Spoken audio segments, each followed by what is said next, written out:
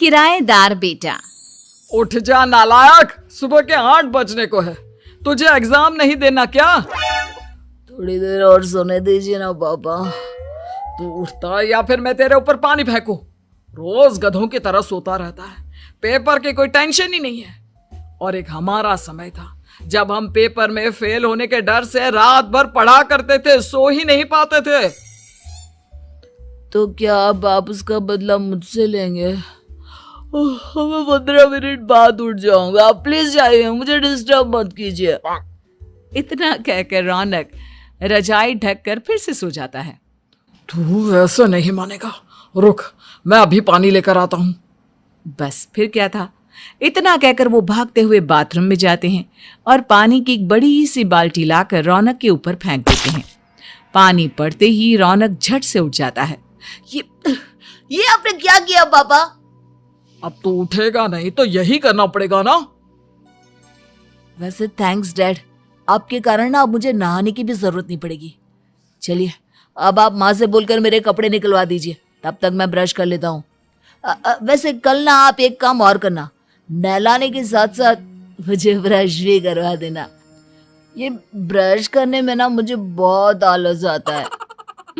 रौनक की बातों से अरविंद का मुंह खुला का खुला रह जाता है। वो अपनी पत्नी कमला के पास जाता है और रौनक की हरकतों के बारे में बताता है, जिसे सुन उसकी पत्नी हंसने लगती है। तुम अपने बेटे को समझाने के बजाय हंस रही हो। रौनक बच्चा है, धीरे धीरे सुधर जाएगा, आप क्यों उसके पीछे पड़े रहते हो? अभी नहीं सुधरेगा तो कब सुधरेगा? 10वीं क्लास में है रौनक, वो अब कोई बच्चा नहीं रहा। अरविंद की इतना बोलते ही वहां रौनक भी आ जाता है।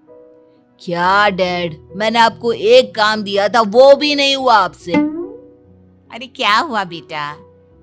माँ, मैंने डैड से बोला था कि वो आपको बोलकर मेरे स्कूल की यूनिफॉर्म निकाल दे, लेकिन मेरे पीछे पड़ने के अलावा इनसे एक काम ढंग से नहीं होता। देख रही हो कमला, देख रही हो अपने लाडले को? अरे आप चुप रहिए जी। चलो बेटा, मैं तुम्हें कपड़े निकाल कर दे देती हूँ। बस ऐसे ही साल पर साल बीतते जाते हैं, लेकिन रौनक के रवैये में कोई बदलाव नहीं आता। वो पहले से भी ज्यादा आलसी और पूरी तरह अपने माता पिता पर निर्भर हो जाता है। 2 साल बाद पता नहीं कहाँ गायब रहता है पूरे दिन, अब तक तो आ जाना चाहिए था। अरे आप इतनी फिक्र क्यों कर रहे हो उसकी? दोस्तों के साथ खेल रहा होगा, आ जाएगा अभी। ये कोई टाइम है खेलने का? 10 बजने वाले हैं, इतनी रात में कौन खेलता है? कमला कुछ कहती उससे पहले ही रौनक वहां आ जाता है। मम्मी जल्दी से खाना लगा दो, बहुत भूख लग रही है। तुम्हें तब तक खाना नहीं मिलेगा जब तक तुम बता नहीं देते कि इतनी रात गए कहां से आ रहे हो। ओ प्लीज डैड, अब आप एसी पे प्रद्युमन बनकर मेरे सर पर बंदूक लेकर मत बैठ जाना। अपनी फालतू की बकवास बंद कर और बता कहां से आ रहा है। माँ अब समझाइए ना डैड को। बता देना बेटा, इनको भी तसल्ली हो जाएगी। आप बोल रही हैं तो बता देता हूँ, मैं दोस्तों के साथ मूवी देखने गया था, इसलिए देर हो गई। तो इन सब चीजों में मेरे पैसे उड़ाता है?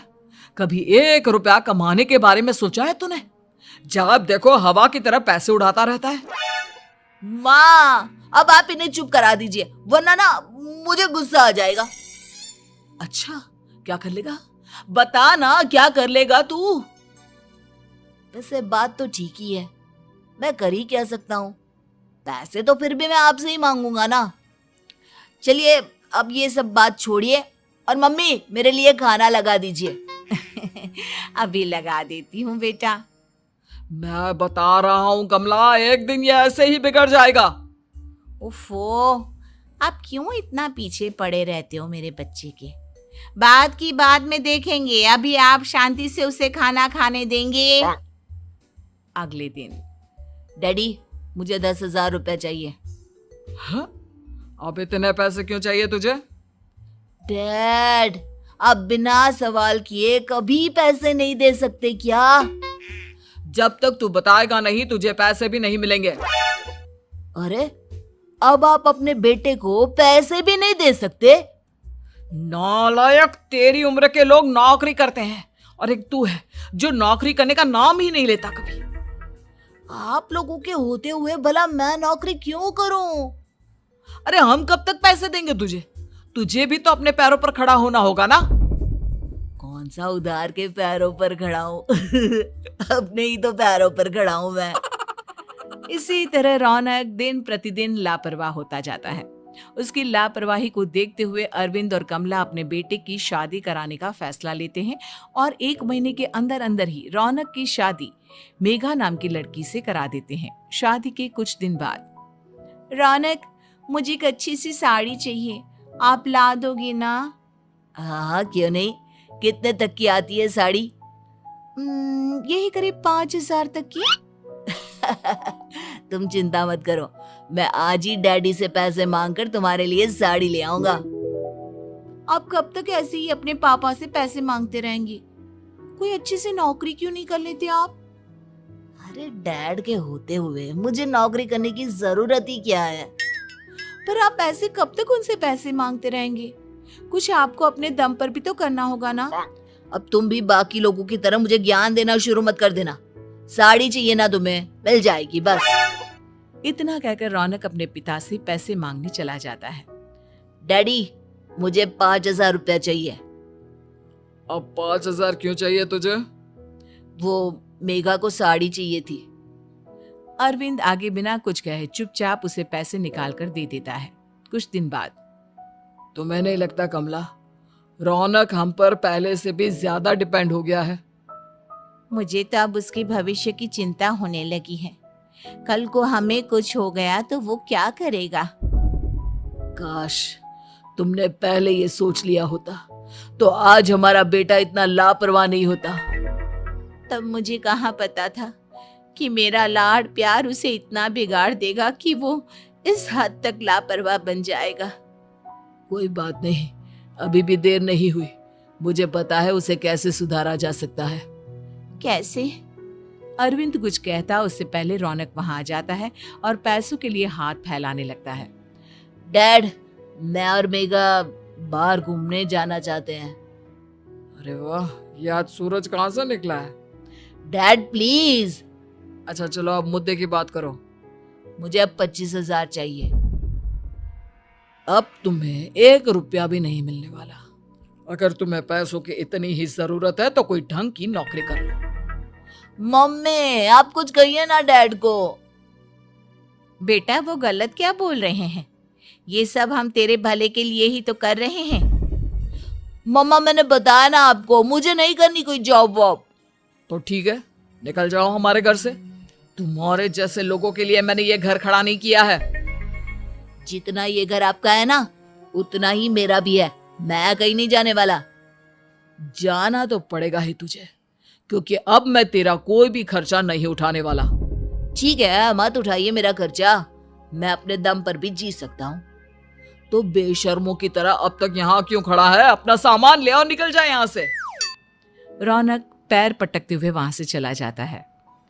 घर से निकालना जरूरी है क्या उसे? बिना पैसों के कौन रखेगा उसे किराए पर? अगर उसका भविष्य सुधारना है तो हमें अपने दिल पर पत्थर रखकर ये कदम उठाना ही होगा। दोनों बात कर रहे होते हैं कि रौनक अपनी पत्नी के साथ एक बड़ा सा बैग लेकर घर से निकल जाता है, लेकिन घर से बाहर उसे कोई भी मुफ्त में अपने घर किराए पर नहीं रखता। अंत में थक हार कर वो फिर से अपने घर चला जाता है। क्या हुआ? थोड़ी देर पहले तो दहाड़ते हुए घर से निकला था, अब क्या हुआ? नहीं रखा ना किसी ने तुझे किराए पर? डैड प्लीज, मैं कुछ दिनों में कोई अच्छी सी नौकरी शुरू कर दूंगा। आप तब तक तो हमें रख लीजिए प्लीज। सुबह से रात हो चुकी है लेकिन कोई हमें रखने को राजी नहीं है। अब आप ही बताइए, इतनी रात को मैं मेघा को लेकर कहाँ जाऊंगा? ठीक है ठीक है, बहू की वजह से मैं तुझे घर पर रख रहा हूँ, लेकिन तू इस घर में एक बेटे की नहीं बल्कि एक किराएदार की हैसियत से रहेगा। 3 महीने है तेरे पास। इन 3 महीनों के अंदर अंदर मुझे तेरी पहली तनख्वाह हाथ में चाहिए, समझ गया? पक्का डैड, इन 3 महीनों के अंदर अंदर तो कोई बढ़िया सी नौकरी ढूंढ ही लूंगा मैं। ऐसे ही धीरे धीरे समय बीतने लगता है और अरविंद के दिए 3 महीनों में से 2 महीने बीत चुके होते हैं। पापा जी ने हमें 3 महीने दिए थे, जिसमें से 2 महीने तो बीत चुके हैं। अब ये आखिरी महीना बचा है। अरे तुम चिंता मत करो, आज मेरा ना 2 जगह इंटरव्यू है, दोनों में से कहीं ना कहीं तो जॉब लग ही जाएगी। अच्छा, all the best. Raunak interview के लिए निकल जाता है, जिसके बाद शाम में रौनक घर आता है। कैसा गया इंटरव्यू? आपकी नौकरी लगी या नहीं? अरे पहले सांस तो ले लेने दो अच्छे से। बताइए ना, मुझसे तो जरा भी इंतजार नहीं हो रहा है। वो दरअसल बात यह है कि मेरी नौकरी तो लग चुकी है, लेकिन पैसे बहुत कम है। कितने पैसे हैं? 15,000। इतने में अरविंद और कमला मिठाई का डिब्बा लेकर आ जाते हैं। बधाई हो बेटा। हम जानते थे तेरी जॉब जरूर लगेगी। लेकिन मेरी सैलरी बहुत कम है मम्मा। कम है तो क्या हुआ, धीरे धीरे बढ़ जाएगी। हाँ बेटा, हम तो बस चाहते थे कि तू अपने पैरों पर खड़ा हो जाए। मतलब अब आप मुझे घर से नहीं निकालेंगे? नहीं, ये सब हमने तुझे जिम्मेदार इंसान बनाने के लिए किया था। Thank you mummy papa. अगर आप दोनों ऐसा नहीं करते तो मुझे कभी अपनी जिम्मेदारियों का एहसास तक नहीं होता। आज आपने मुझे सिखा दिया कि इंसान का अपने पैरों पर खड़ा होना भी जरूरी होता है। इतना कहकर रौनक झट से अपने माता पिता के गले लग जाता है और अपनी कमाई की पहली तनख्वाह वो अपने माता पिता के हाथ में सौंपता है। इस तरह रौनक एक गैर जिम्मेदार व्यक्ति से एक जिम्मेदार व्यक्ति बन जाता है।